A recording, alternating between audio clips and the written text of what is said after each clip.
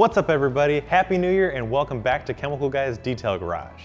New Year's is all about fresh starts and any kind of other resolutions, so while you guys are changing your habits and cutting things out of your life, why don't we add some new things to your detailing routine? So your car, it takes you from A to B, it takes you on road trips, all that kind of good stuff, and it needs to be shown some love. Now, whether that's underneath the hood on regular maintenance or your regular detailing routine, we're going to show you the proper ways to give your car a fresh start and make it look its best. Now my Buick Roadmaster takes me from A to B, it's my daily driver, and unfortunately it gets a little bit neglected because I'm busy working on other things. So we're going to show it some love by stripping off the old wax. That's where we're going to start with any kind of detail as a wash process, using a little bit of clean slate with our favorite car wash soap.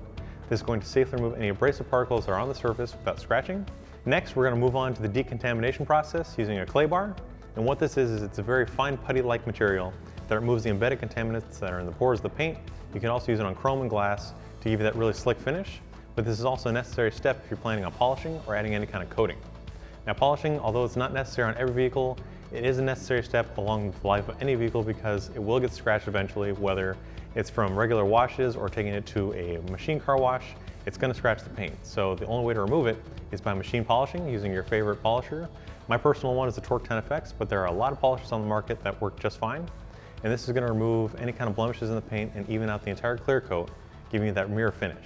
But after you polish it, you want to protect it. That's where you add either a protective coating such as Carbon Flex C9, or you can just put a simple coating of JetSeal and your favorite wax to help add shine, as well as a durable layer of protection to repel any kind of water spots, dirt, debris, and also giving you a slick finish, which makes it harder for things to cling to the surface, which again is going to keep your car looking cleaner for longer.